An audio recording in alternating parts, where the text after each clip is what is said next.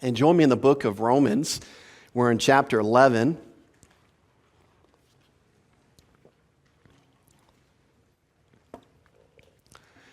And what we're going to see the next 2 weeks is Paul is going to introduce an illustration of a tree with branches. And so we'll kind of get to that as we get into today, and then we'll kind of complete that the next week or so.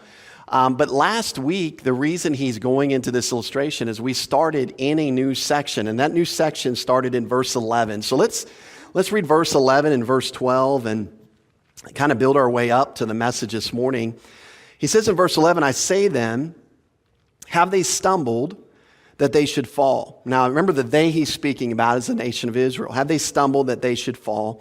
Certainly not, but through their fall, to provoke them to jealousy, salvation has come to the Gentiles. Now, if their fall is riches for the world and their failure riches for the Gentiles, how much more their fullness? And so last week he starts with this question, have they stumbled that they should fall? In other words, have they stumbled in such a way and fallen in such a way that they will never be able to get back up? Another way to just put it in modern parlance is God done with Israel? Is this rejection of his son enough to just kick them out of the entire picture? And you see Paul's answer, certainly not, God forbid. And what we learn is something that is, if we gloss over it too fast, we're going to miss some fascinating truth. This is pretty incredible, because this is God allowing you and I to kind of get, again, behind the scenes, behind the curtain, and see how he accomplished something that he predicted he would do thousands of years earlier. And this is what we see. Notice that in verse 11 it says, through their fall, to provoke them to jealousy, salvation has come to the Gentiles. See, because Israel rejected the Son of God, the Messiah, now God is free, if you will, or he has decided to extend mercy to the entire world. Whereas in the Old Testament, the primary occupation of his attention was the nation of Israel. Gentiles could get saved as they touched Israel. We saw that through the Old Testament. Many Gentiles get saved. But now the occupation is with the entire world. The occupation is not only with the nation, but also the entire world. And so we see it was through this fall that God is also doing something else with Israel. He's provoking them to jealousy. Seeing somebody else take advantage of what could have been theirs provokes people to jealousy. I used the example last week for those that were here with Tobin and the Pop-Tart. You know, the Pop-Tart example where he would refuse to eat a Pop-Tart for breakfast last week. But the second I took his Pop-Tart and said, okay, I'll eat it for my breakfast, then he wanted to split it with me. And you see that jealousy, having something that could have been his, and now he wants it more than anything else. And that was the design of this extension of mercy and grace to the Gentiles, was to provoke the Jews to jealousy. We see a great example of this. You can leave your finger in Romans, I'll read it to you, but it's in Acts 13:46.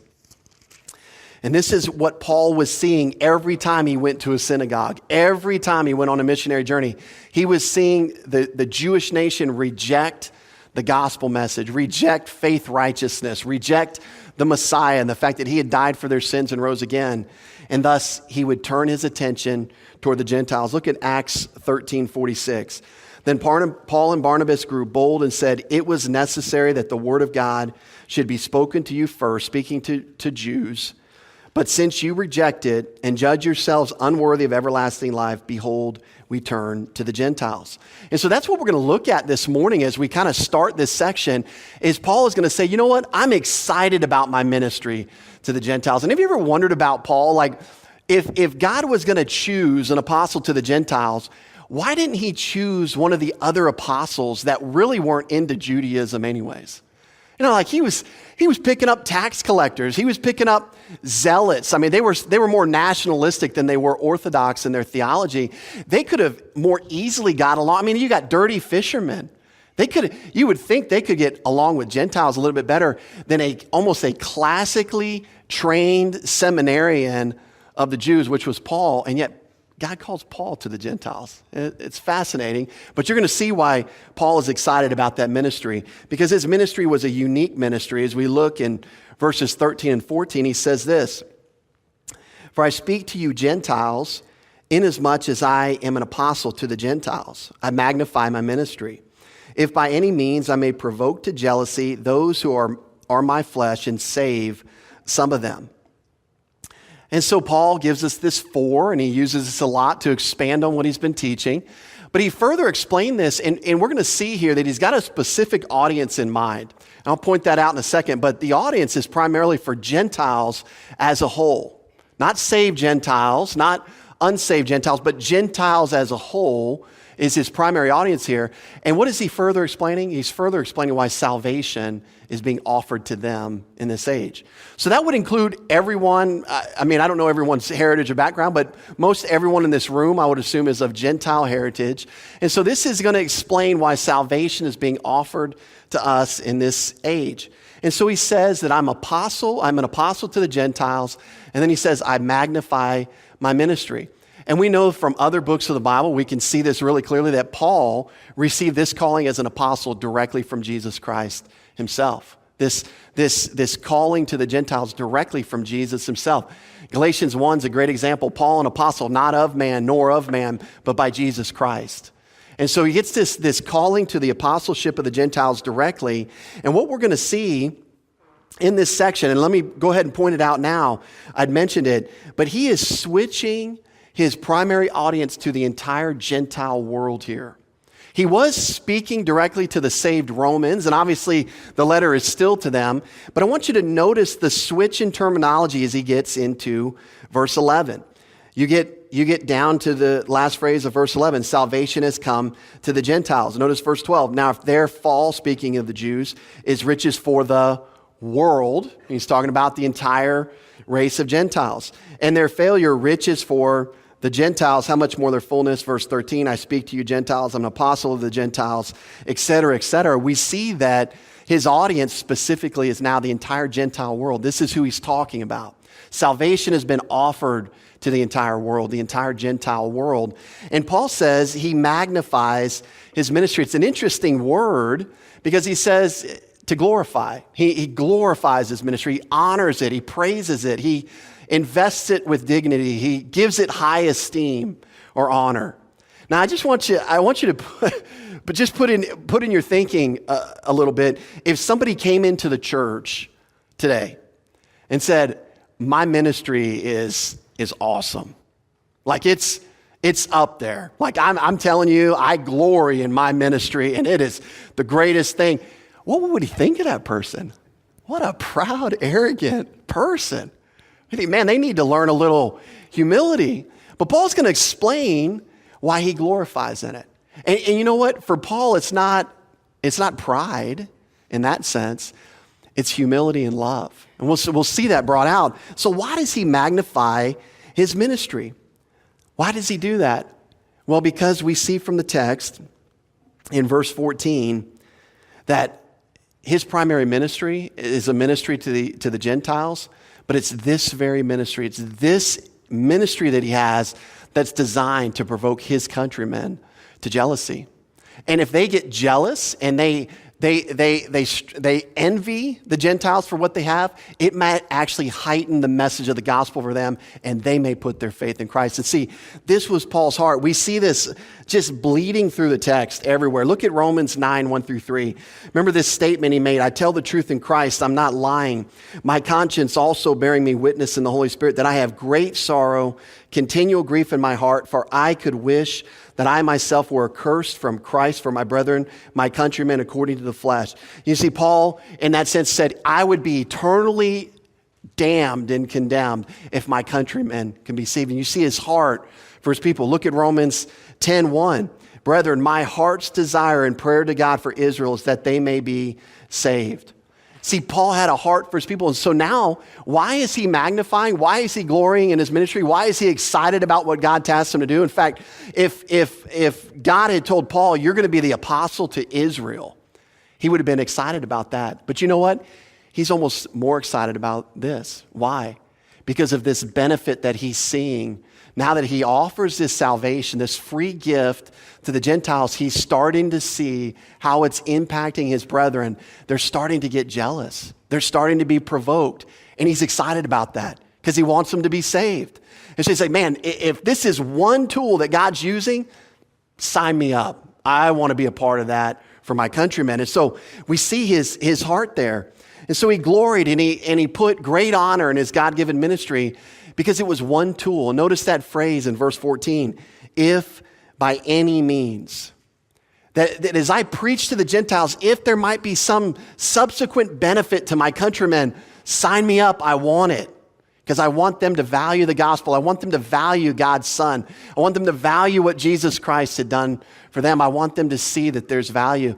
And you know what? It was drawing some Jewish people back to God. The remnant, as we've been looking at in the first 10 verses. And they were putting their faith in the Messiah. They were believing that the way to obtaining a righteousness equal to God was solely through the means of faith, trusting in the finished work of another, not through law keeping. And so we move on to verse 15, and he begins to describe even more why he's excited or why he magnifies his ministry. And we're going to see in verse 15 this idea of a temporary setting aside.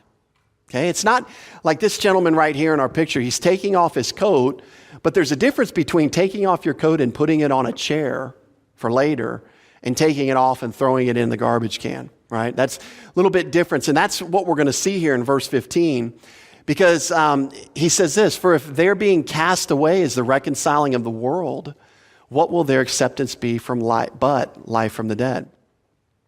And so he goes on to communicate what he's already talked about a little bit in verses 11 through 12. But this 4 further explains why Paul magnifies his ministry. It has more benefit in the future. Not only are good things happening now, but there's going to be even more exciting things happening in the future. And that's kind of what he said in verses 11 through 12 already. And so what we see is if they're being cast away as the reconciling of the world, it's a first-class condition in the Greek, which gives us that phrase, and let's assume that it is. If this is true, and let's assume that it's true, that they're being cast away as the reconciling of the world. And what we want to notice is in terms of teaching it, because we believe that if you come to the Word of God, there's no verses that contradict themselves. God doesn't contradict himself. But an astute student of this passage would say, wait a minute, go back up to verse 1. I say then, as God cast away his people, certainly not. And then we come down to verse 15. For if they're being cast away, assuming that they are cast away. So what's Paul talking about there? Well, we've got to understand that there's two different words used. In verse 1, there's a different word used for cast away in verse 15. And the one that's used in verses 1 and 2 had a level of finality to it. Using our jacket illustration, it was, has God taken the jacket off and thrown it away forever? Has it been ultimately and finally repudiated versus the word that we have here in verse 15, which really indicates more of a temporary setting aside. Again, using the jacket illustration, taking it off and putting it on a chair, okay? So they have been temporarily set aside in the terms of God's primary focus in this age, but not for good, right? And that was his point back in verse 1. And so again, we see that the salvation that's available to Gentiles, again, the whole world, notice that phrase in verse 15, for if they're being cast away is the reconciling of the world. And we're talking about all of Gentiles here. This was all put in motion because of Israel's rejection of Jesus Christ. See, this was the mechanism, if you will, that kicked that into motion, this salvation being offered to the whole world. Now, I mentioned earlier, this is not to say that Gentiles could not be saved in the Old Testament or that they couldn't be saved before this rejection. What I'm merely saying is that God's primary focus in the Old Testament was on Israel. Gentiles could get saved, but they had to come to Israel and learn about their God. Everything touched Israel. Everything centered around Israel. And the difference now is that God's focus and occupation is the entire world. In fact, we're going to see this word reconciliation. It's an incredible word, but notice that he assumes that this is something that's already been done. Verse 15 again, for if they're being cast away is the reconciling of the world. And again, let's assume that it is. That's the first class condition in the Greek. So what does the word reconciliation mean? The reconciliation of the world, does that mean everybody's saved? You know, we typically view reconciliation as obviously a Christian term. And it is. But what does it mean, the reconciliation of the world? Well, the word itself means a change from a state of enmity between persons to one of friendship. So you take two enemies and you bring them together to where they become friends. That's reconciliation. That's reconciliation by definition. And here's what we've got to understand about reconciliation when it comes to the Bible. This is something that's available to and already in place for the entire world. Do you know that the entire world has been reconciled to God? In fact, we get that. If you want to join me, you can turn with me to 2 Corinthians chapter 5. And we see the same concept communicated here in 2 Corinthians chapter 5, starting in verse 18. And he says, now all things are of God. Notice this next phrase, who has reconciled us to himself through Jesus Christ and has given us the ministry of reconciliation. Now that's talking about believers, right? Us, Paul, the believers in Corinth. He's reconciled us. But notice what he goes on to say in verse 19, that God was in Christ reconciling the world to himself, not imputing their trespasses to them, and has committed to us the word of reconciliation. The message there is that everyone is reconciled to God. Now, how could that be the case? How could every single Gentile be brought into a place of friendship with God and not be saved? Well, it's real simple, because as we put the whole package together, we understand that Jesus Christ died for the sins of the world. And one of the saddest truths, and I've said this a million times, I'm going to say it 1,002,000 more times probably before my last breath. The saddest thing in the world to me is that everybody who spends an eternity in the lake of fire has their sins paid for. That's tragic. That's tragic. That means, listen, that means nobody has to go to hell. Not one person has to fill the lake of fire. Not one person has to go there. And the only reason people will go to hell is because they have rejected Jesus Christ. They have never put their faith in the Son of God who died for them, who paid the penalty that they deserve. He died that spiritual death so that they wouldn't have to face it. He paid for all of their sins, past, present, and future. And God has them in a position of reconciliation. Simply put, the last step is put their faith in Jesus Christ, and they are reconciled in practical. But they are there. God is, any golfers here, where you get a bad lie sometimes in golf. You hit it out of the fairway. You get it in the. I remember, I like golf and I hate golf, right? And that's a true statement for those that play. But I remember getting bad lies in the rough, and not only was I in the rough, but I was like under 4 blades of grass, and all I wanted there was to be able to put a tee in the ground, get it up over the rough, so I could hit it a little bit more cleanly. In the area of reconciliation, it's like God has teed up the entire world. There's no excuse. The job has been completed. There's one thing left to do, that's to trust in the finished work of Jesus Christ. That's it. Reconciliation is available to all. And so we see this even come out here in Romans 11, that there was a reconciling of the world. But as I mentioned, only those who put their faith in Jesus Christ will benefit from this position of reconciliation.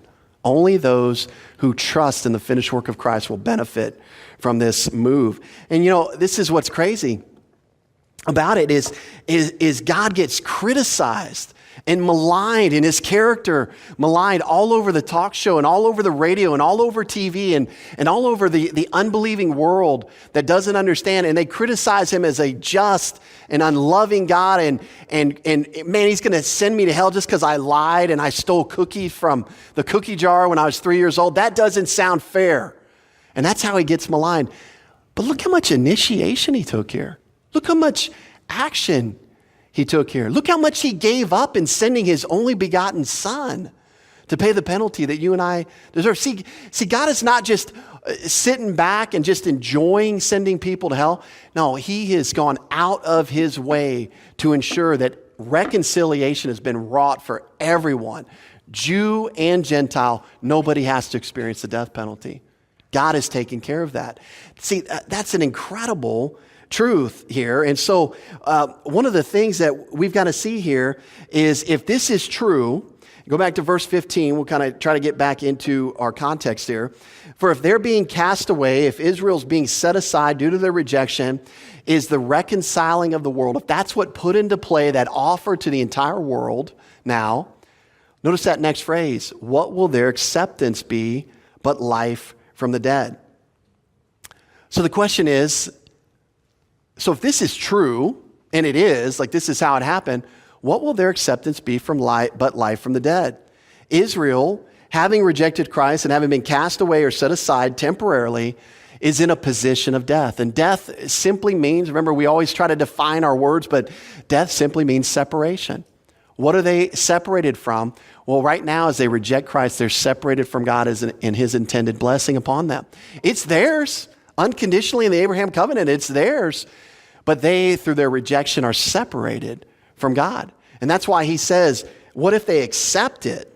It's going to be life from the dead. They're going to come back to life in this relationship with God, having eternal life. And so this is going to be illustrated as we start getting into verse 16 all the way through verse 24. We're going to see how they are separated. They've been removed from this position of blessing due to their rejection and due to their unbelief. That's what has caused them to be removed from this position of blessing. And so the point of the last phrase here, if all this good is coming now, just imagine what good's going to come when they actually respond by faith to the Lord. It's going to be exciting. You know, verse 12 said, what did verse 12 said? How much more their fullness. That word, how much more, is a superlative. Like, I said last week, it's like super awesome, way more than you can even imagine, the kind of idea. It's just superlative. And what are some of the results going to be? Well, you just look through the Old Testament and see what the millennial kingdom is going to be like. I mean, it's going to be an incredible time of full blessing on earth. All military warfare will be abolished. There's going to be perfect government. Just that alone I can't wait for, right? Where you actually have a government that's good, that's not corrupt. And we joke, we know our government's corrupt, but it is not even half as corrupt as governments overseas. We understand that, right? I mean, we think in terms of American, and yeah, we've got corrupt politicians, but wait until you go overseas and you see the corruptness. It's 10 times worse, 20 times worse than it is here. You're telling me we're going to have a perfect government? I vote for that. And the king's going to be Jesus Christ. And that's why it's going to be perfect. And you are going to be co-reigning with him, and he's going to rule with a rod of iron, and nothing's going to get by him. I love it. No phonies, nobody getting away with their nonsense. Nobody doing to other people what they shouldn't be doing. Jesus stepping in, making things right at every turn. I cannot wait. This thing going to be awesome. So that's just one benefit. The other benefit is there's going to be a disappearance of physical disease, deformity. There's going to be a change in the nature of animals. We don't have to go out and kill snakes. We can grab them and bring them in, and they can be our kids' pets. Even cobras, the Old Testament tells us, right? They can go out. They don't need a phony cat, right? I'm not a big cat fan. We can actually get them a lion, right? Like the real deal, a real cat, or a tiger. That's right. But that's what we're talking about. When they accept their Messiah, man, blow the roof off. It's going to be incredible. Like nothing we've ever seen before. That's exciting. And so that's another reason Paul is excited, because the quicker this happens, the quicker they're going to come back and receive the blessing that could have been theirs. And so Paul is working. We see in his own language, I'm striving more abundantly than they all. I labor according to the grace of God working with me. There's a motivation for working and sharing and getting out this message to Gentiles as it continues to provoke his countrymen to jealousy. And so we move into verse 16, and we're going to look at two illustrations. One he simply touches on briefly, and then the other one he expands upon all the way down through verse 24. And so let's look at the first illustration, verse 16. He says, "For if the first fruit is holy, the lump is also holy. And if the root is holy, so are the branches." And so let's look at that first illustration where he talks about first fruits. Again, he uses a first-class condition. That's what I've got reflected in the blue. For if the first fruit is holy, and let's assume that it is, then the lump is also holy. Now, if you're anything like me, you're like, what in the world is that talking about? What's the lump? Like, is he talking about oatmeal? I mean, what's going on there? You know, I mean, what's he talking about here? And so we've got to actually go back to the Old Testament and try to place this with what he's talking about. And I think it'll make sense when we do that. But first, before we do that, let's define the word holy.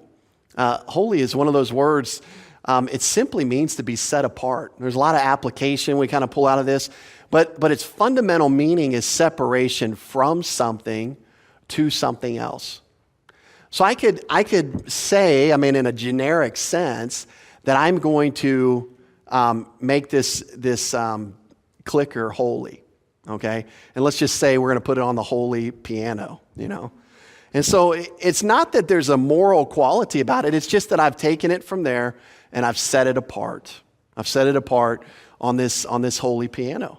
And that is a holy piano, right? Not many people get to play it. It's set apart. It's a special piano. But we're not talking about a moral quality here. We're talking about a position. We're talking about a position. And so let's look at what the illustration was used for. In fact, if you want to write this down, I won't go there to read it for time, but you can write this down, the book of Numbers 15, 17 through 21. And what I'll do is I'll just summarize Numbers 15, 17 through 21. And so what Paul is using here is God's instructions regarding a cake offering given to Israel in that passage in Numbers. And so you'll see in the passage, it was called a heave offering. Again, not talking about throwing up. It's just a different kind of heaving here, right? It's a presentation. But it involved making a cake from the first ground meal of the wheat harvest. Okay, and so, you know, those of you that have farmed before, I don't know if we have any former farmers or current farmers in here, but maybe some of you have heard about it on TV or read about it.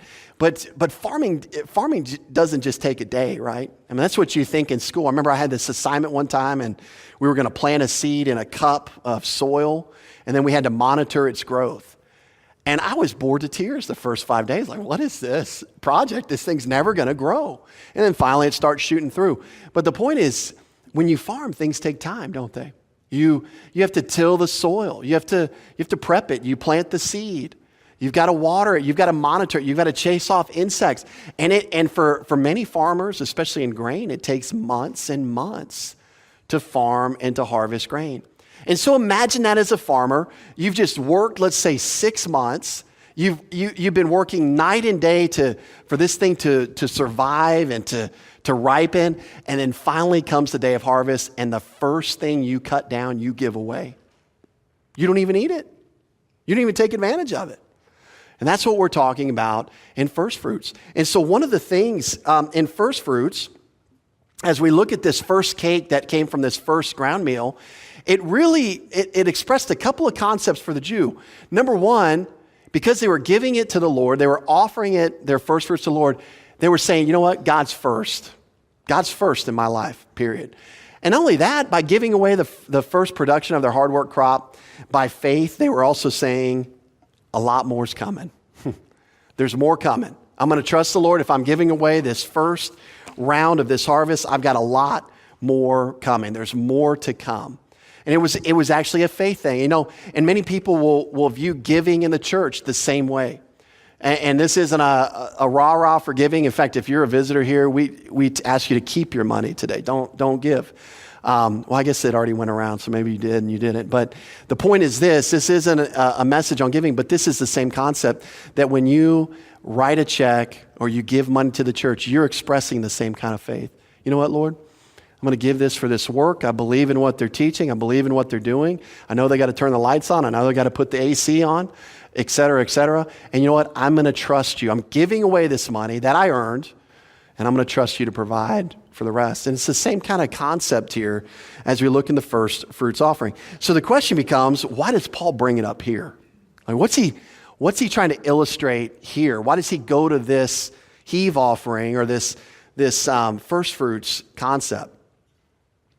Well, I think if we put the players together, I believe that he's referring to the believing remnant equals the firstfruits. And the lump or the whole, the source of the believing remnant, equals national Israel. And so basically what he is saying, I believe, is this. The remnant's holy. They've been set apart unto God. And thus the original position of the nation is still holy or set apart to God. In other words, we're going to get into the second illustration he's going to build off. He didn't take this tree and then take all of the branches off of the tree. You know what, Israel, I'm done with all of you. And he cuts off all the branches. You're going to see that he doesn't do that. There's some branches that remain in the tree. And so he's not giving up on the whole. Let's put it that way. Some are responding, and God is not giving up on the whole. I think that's the issue here. So in other words, he hasn't permanently or rejected Israel. He still has a plan for them. This is one of those things that we just see come through so often in chapter 11. It's like Paul goes out of his way to show us that God is not done with Israel. In fact, I just heard about something on the news last week about a conference that's going to be held in Atlanta that's anti-Zionism. In other words, they believe that there's no Israel anymore. There's just the church. And so this is being taught out there. And people are tired. They think God is done with Israel. I don't know what they do with Romans 11. It's probably very creative, flexible, interpretation gymnastics. I don't know. But he goes out of his way in Romans 11 to say he's not done with this nation. He's temporarily set them aside for a purpose to include the entire world in this opportunity for faith, righteousness, and this blessed position. But I think what he's saying here in terms of why does he use this, also just like first fruits, you know what? There's a remnant now, but there's more to come. In the future, there's going to be more Israelites responding. We'll kind of get that as we get down into verse 26. But let's introduce this second illustration, because this is where we're going to camp for quite a while here the next couple weeks, because Paul takes this illustration all the way down to verse 24, and it's this tree illustration. And he says, and if the root is holy, and then he says, and it's a first-class condition, let's assume that it is, so are the branches. And so as mentioned, he's going to take this and continue to build on it through verse 24. Now in this illustration, what's the root, what's the branches? Well, in attempting to try to identify this and tie in Scripture with Scripture, I see the root as national Israel and the fathers specifically, Abraham, Isaac, and Jacob. And I see the branches as individual Israelites. And I think that'll come through as he continues to develop this example further. And specifically, as we go on, because this blessing of Israel comes through the Abrahamic Covenant, and we'll turn there to Genesis 12 here in a second. This root or privileged position is a set-apart position of blessing. And so let's just go there to Genesis chapter 12. You'll have this memorized by the time we're out of Romans 11. Genesis chapter 12. And we see that these individual branches of Israelites are in a root of blessing. In fact, we'll see as we kind of get into verse 17 and 18 that the root is got fatness. And that's not a criticism, it's not, that's a positive thing. There's benefit there, there's blessing there, there's abundance there, kind of thing. Now, what is he talking about? Well, I think it goes all the way back to the Abrahamic Covenant, and I think this is going to tie in for us beautifully how the Gentiles fit in, because he's going to keep talking about Gentiles as we go down further in Romans 11. So Genesis chapter 12, verses 1 through 3, again, this Abrahamic Covenant. Now the Lord had said to Abraham, get out of your country, from your family, and from your father's house to a land I will show you. I will make you a great nation. I will bless you and make your name great, and you shall be a blessing. And then notice this verse 3. And I will bless those who bless you, and I will curse him who curses you. And in you all the families of the earth shall be blessed. And so what we see in the Abrahamic Covenant, and we've talked about this before, is really three promises: land, seed, and blessing. Land, seed, and blessing, as we see there, that's all unconditional, and it's based on faith. It's based on grace, promise, faith. All those things go together. And so as we go back to Romans chapter 11, we're going to see that this root, this privileged position, this position of blessing that's given by grace, that's given through promise, really centers in that Abrahamic covenant. But it comes through the nation. It comes specifically through the fathers. And we looked at it last week. You know, the fathers are holy. Abraham, Isaac, and Jacob. Now, anybody that's read through Abraham's life is looking at me like, what? Holy? That guy? I mean, Hagar? Pawning his wife off as a prostitute a couple times in Egypt to kind of save his skin?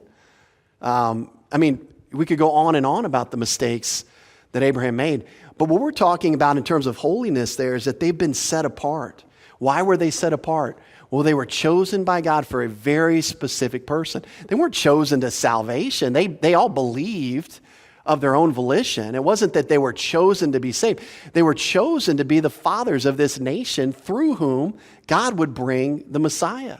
That's why they were set apart. And so out of them would come God's special and holy nation and God's special deliverance. So as we look at verse 16, and it says, and if the root is holy, and let's assume that it is, this is what we're talking about. It's unique. It's set apart. This is where blessing comes from for the entire world. We caught that at the end of Genesis 12:3, right? And in you, Abraham, your seed will bring blessing to the entire nation. And then what did Paul pick up on in Galatians 3:8 or 3:7? 3:8. I had it right the first time. 3:8. He says, and the scripture foreseeing that God would justify the Gentiles by faith, preached the gospel to Abraham beforehand, saying, in you all the nations shall be blessed. And this is where the Gentiles are going to come in. And this is where we're going to start reading that the Gentiles, the whole world, were grafted into this root, this Abrahamic covenant blessing. Now the question is, will you remain in the root? Or we can put it a different way, will you believe on the Lord Jesus Christ? See, that's how you remain in the root of blessing. And we'll see that play out as we continue to study. And so as we just look at verse 16, as we kind of wrap that up, each ethnic Israelite is naturally positioned to benefit from the blessing promised to Abraham and his seed. In fact, Paul went through their natural blessings back in Romans 9, 4-5. They got it all. They've got all the benefits. They've got the adoption. They've got the covenants. They've got the word of God. They've got the Messiah. They've got it all. They are in perfect position to benefit from this position of blessing. But we're going to see in verse 20 when we get down there that if they don't believe in Jesus, they'll be removed from that position of blessing in the root. And so that's what we're looking at here in this section overall. And so let's look at verses 17, and we'll try to get through the beginning part of verse 18 this morning before we call it quits. Verse 17, and if some of the branches were broken off, and you, being a wild olive tree, were grafted in among them, and with them became a partaker of the root and fatness of the olive tree, do not boast against the branches. And that's where we'll try to get to this morning. So verses 17 through 18a, a quick summary of this verse and this first part of 18 is this. If these three things are true, and let's assume that they are, then don't boast against the Jews. Now, one of the things, when we first started the book of Romans, way back in, I don't even remember, 2016, late 2016, I think, one of the things that we said that one of Paul's motivations, although not his primary motivation, but one of the things in his motivation, and also when we started Romans 9 through 11, we also brought this back up, that one of the motivations he had for writing this section was, I believe, a level of anti-Semitism that was creeping in to the church at Rome. You remember shortly before he writes that Claudius the emperor had expelled the Jews from Rome. And so many Jews had been kicked out of the city. And there was just a little bit, I believe, of this anti-Semitism creeping in that now we as Gentiles are God's chosen people. He no longer cares about Israel. We've replaced them. And we've got a sentiment like that today that I mentioned earlier, where people are teaching that the church has replaced Israel. And that's not true. And so you can see Paul even here saying, look, if these things are true, and let's assume that they are, these are true things, but don't boast against the branches. Don't think that you're better than the Israelites. And that's what many people, I think, were tempted to do in Paul's day as they were learning how all of this played out. Because what it looked like to many people is that, okay, Israel rejected God. Okay, God's done with them. And now he's going to offer it to these guys. And they're accepting the message. So now God's with these guys. He's against these guys. And they kind of simplified the whole thing. And that's what Paul is saying. Don't boast against the branches. These things are true, but he's going to go on to explain the relationship and how they are now partakers of this blessing. And so let's look at that first phrase in verse 17. He says, if some of the branches were broken off, and let's assume that they were. That's a first-class condition again. Let's assume that they were broken off. But the question is, who's Paul talking about? Who are the branches? And I think, again, as we trace through this section, you'll kind of have to trust me for now. I think you'll see it as we go. But he's talking about individual ethnic Israelites, children of Abraham, Isaac, and Jacob. And he's saying that some of them have been broken off. He's saying, that's what he's saying. Some of them have been broken off from this root of blessing. So something has led to this. Something has led to their individual removal from this established and unremovable root, this Abrahamic Covenant blessings to Israel and the nations. And so what was it? What removed them from this position of blessing? Well, we jump down to verse 20 and we find out it was unbelief. Unbelief caused their removal from this position of blessing. They rejected Jesus Christ. Let's go down to verse 20. Well said, because of unbelief they were broken off, and you stand by faith. Do not be haughty, but fear.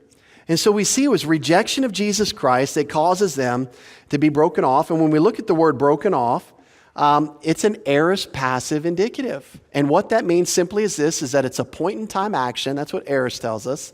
And it was done to them by an outside source. In other words, they didn't break themselves off. They just rejected Christ, and as a result, God broke them off. They are no longer connected to that position of blessing. And that's what we see there. And that is a done deal at this point as Paul is working his way across the Roman Empire, and he's visibly witnessing Jewish people reject the gospel, reject Jesus as their Messiah, reject this message. He's witnessing this sad but real state that they are no longer in position to benefit from the blessings promised to them in the Abrahamic Covenant because they're not trusting in the finished work of Christ. And so we see that is a done deal. And the second phrase we see in this verse, and you'll see that's a picture of grafting there. But the second phrase that we see in this verse is simply this. And if is kind of assumed as you read through that passage, if you, being a wild olive tree, were grafted in among them, and let's assume that you were. Notice, too, just as a point of observing English grammar, notice that they're grafted in among them, not in place of them, right? They're grafted in among them. That means God has not rejected his entire nation or broken off every branch. They're grafted in among them, not replacing them. But the question becomes here, who is the you that Paul's referring to? And this is very important because as we get down into these next couple of verses, he's going to say some pretty disturbing things about the you, about that group, the you. And so we want to make sure that we identify them in context. And I just believe that based on context here, specifically verse 13 and kind of as we built up, I believe he's referring to all Gentiles here. He's referring to all Gentiles. You, being an wild olive tree, speaking of the Gentile world, have been grafted in among them. Just like Abraham's covenant said back in Genesis 12:3, that in you all the nations of the earth shall be blessed. And so Gentiles are now in a position of blessing. How do they take advantage of that? Well, that's maybe for later. So in Israel's history, they were often identified as an olive tree. They came obviously from their source of Abraham. And so Paul refers to the Gentiles here as a wild olive tree. Another reason I believe he's referring to the entire Gentile world. And notice he uses this phrase that they were grafted in. Past tense. It's they were grafted in. And not only that, they were grafted in among the Israelite branches into the holy root. Again, they were separated into a position of blessing so that God could fully bless all of Gentiledom. Is that a word? Gentiledom, maybe. But they were grafted in. At a point in time, it's an aorist tense, point in time action, it was done to them by an outside source. God grafted them in. God took them, grafted them all in. They're in a position of reconciliation. They're in a position to take advantage of the blessings that are offered to them in the Abrahamic Covenant. Why? Because of the work of Abraham's seed, Jesus Christ. And so this is, if you want to say it this way, it's this aspect of the Abrahamic Covenant, this blessing to all nations was kicked into gear via Israel's rejection. And that's why when we tie in Galatians 3:8 and say God preached the gospel before to Abraham, we see kind of how all these things fit together. Now let's look at the third and final phrase. He says, who's the partaker of the root? Well, if with them became a partaker of the root and fatness of the olive tree, and let's assume that you did. And so what we want to notice is two things here, just as kind of way of observation. Number one, Gentile branches were not grafted into other branches. We see that, right? The Gentile branches are grafted into the root directly. It's not that we're coming through Judaism to get to the root. We're grafted into that root, that Abrahamic covenant of blessings. And the other thing we've got to realize is the root here is not speaking of the church. That's another key point. It's not speaking of the church. Now, the church is described in Ephesians as one new man, right? But it's never described as a root. And so in context here, I believe the root, again, is the nation of Israel, the fathers, the Abrahamic covenant specifically. And so we just want to kind of keep that in our mind, that they are Gentiles in general, Israelites in general, are in a position of blessing to benefit from that blessing promise in the Abrahamic covenant. And so they became partakers, it says. And this word became is an aorist middle indicative, again, indicating a point in time that this became true of Gentiles. When did it become true of the entire Gentile world? Well, when Christ completed his work. They were reconciled to God. God reconciled the world. Put them in a position of blessing, and now all they have to do is respond by faith in the finished work of Christ, and they take advantage of that blessing. And so that's when it happened. That's when they became a partaker of the root. And then notice that the Gentiles now share in, or became a partaker of the root. So again, not only are the Jews in a position of unique and special blessing through the Abrahamic covenant, but now so are the Gentiles, the entire world. And this is one of those things, again, as I've mentioned many times, but just to kind of keep putting that before us. This was not unheard of to the Jew. What was unheard of to the Jew was that it was happening without the millennial kingdom in play. They understood that Gentiles would be blessed.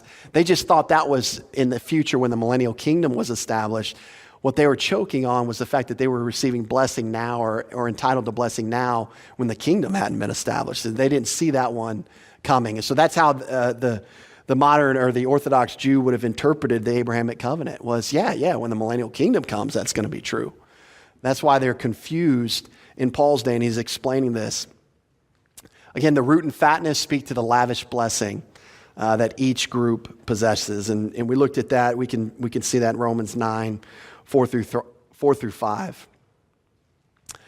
So what's the exhortation? If all these things are true, if it's true that some of the branches were broken off, and if it's true that you as a wild olive tree were grafted in among them, and that as a wild olive tree you became a partaker of the root and fatness of the olive tree, what's the exhortation to Gentiles? Don't boast.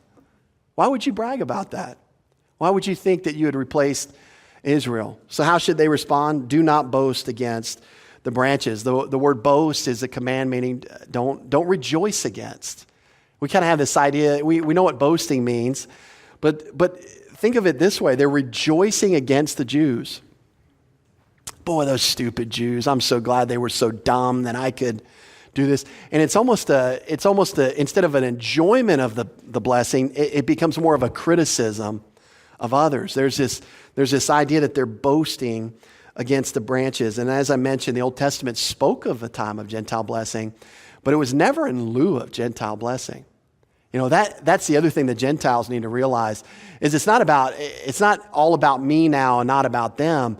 It was Gentile blessing was never in lieu of Jewish blessing. In fact, when Jews benefit from the blessing that's theirs, we're going to benefit from the blessing even more.